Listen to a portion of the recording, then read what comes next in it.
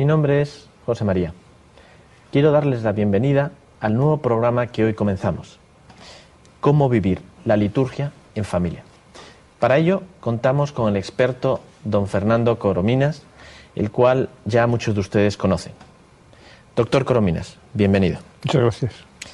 ¿Nos puede explicar brevemente cuáles serán los contenidos de este programa y cómo vivir la liturgia en familia? Bien. Este programa tiene una serie de contenidos de cómo vivir la liturgia en familia.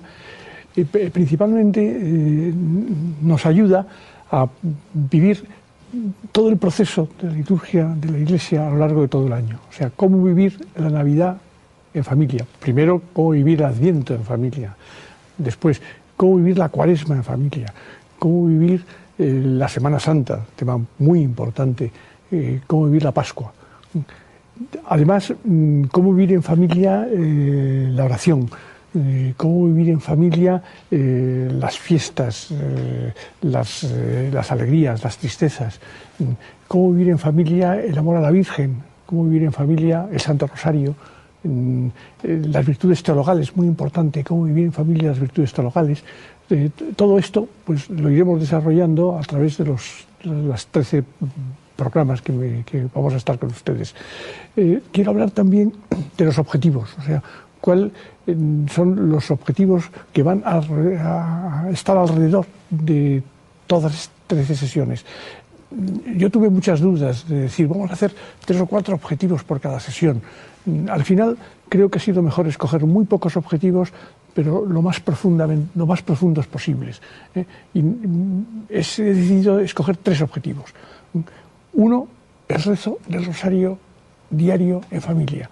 Tiene tal cantidad de ventajas rezar el rosario en familia que me decidí por escogerlo. En este mundo creo que todos ustedes quieren ser felices, ¿es cierto? ¿Cuánto tiempo quieren ser felices? ¿10 años? ¿100 años? No, eternamente, que es mucho más, ¿verdad que sí? O sea, ser felices eternamente.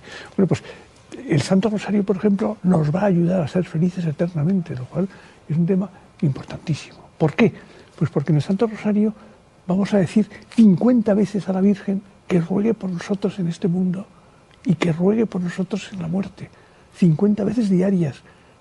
Y el Señor nos ha dicho muy claramente que aquel que pide se le da, que aquel que busca encuentra, que aquel que llama se le abre. Claro, 50 veces seguidas decirle a la Virgen, acuérdate de mí cuando me muera, 50 veces seguidas decirle a la Virgen, acuérdate de mí hoy, pues hace que la Virgen se acuerde, y Jesús también. Con lo cual nos están asegurando la posibilidad de la felicidad aquí y la felicidad eterna. La eterna es mucho más bonita que la de aquí. La de aquí hay que pensar que ¿para qué le sirve al hombre ganar el mundo entero si pierde su alma? A mí eso me ha hecho pensar mucho y creo que es bueno darlo. Tener. ¿Conocéis a alguien de hace 1000 años que tenga algo? La muerte se lleva todo. ¿Qué es lo que nos queda? La eternidad.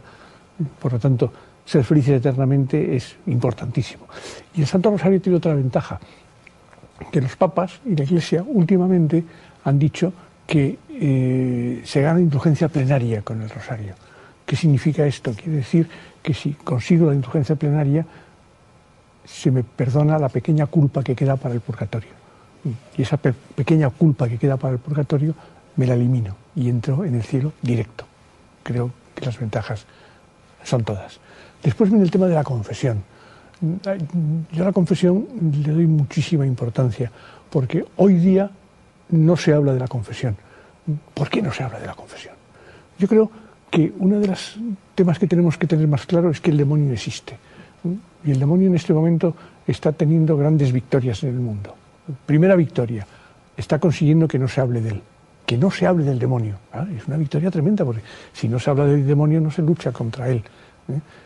Después está consiguiendo, por ejemplo, de que no se hable del pecado, como si no hubiera pecados. Pero si el pecado existe. Como si no hubiera el mal, que todo fuera bueno. Pero si el mal existe. Claro, lo primero que se ha tenido que cargar el demonio es la confesión. ¿No os dais cuenta que ahora la gente se confiesa menos? ¿No os dais cuenta que ahora la gente pide menos perdón por sus propios pecados? ¿Que no se habla del infierno? Pues este tema creo que es importantísimo. hablaremos de ello. Y luego, un tema ya tremendamente positivo, la oración, rezar a Dios, el espíritu hacia Dios pidiéndole mercedes. Bueno, pues que en la familia hay un espíritu de oración, hay un espíritu de querer buscar la santidad en medio del mundo. Por un lado tenemos la liturgia, que es una pieza fundamental, importante para la cimentación de nuestra fe. Por otro lado, tenemos nuestros hijos. ¿Cómo podemos hacer la conexión entre nuestros hijos y la liturgia? ¿Cómo podemos motivarles? Bueno, yo diría, a mí me gusta mucho la prevención, prevenir. Con esto quiero decir que hay que llegar antes, que hay que adelantarse a los acontecimientos. Yo diría que la educación en familia de los padres tiene que ser tremendamente profunda en los 12 primeros años. En los 12 primeros años ya has tenido que plantear el amor a Dios, la confesión frecuente, el rosario diario, y todo lo tienes que hacer en ese momento, para que luego ya sea una costumbre que viven los hijos porque ya tienen el hábito. Y por lo tanto, en esos 12 primeros años, en hacerles vivir a los hijos la liturgia, yo diría que es un problema de ejemplo, principalmente de ejemplo. Cuando ellos ven que los padres realmente viven la misa, viven las fiestas de la Virgen, viven la Navidad, la Cuaresma, la Semana Santa, y ven que los padres lo viven, es muy fácil que ellos lo vivan. No hace falta darles demasiada motivación. Hay que darles libertad siempre, pero animándoles a que lo hagan. Y basta que los padres lo hagan para que ellos quieran hacerlo. Dentro de todo este esquema, ¿nos puedes dar alguna información de familias que con su propia experiencia están viviendo esta liturgia en la familia?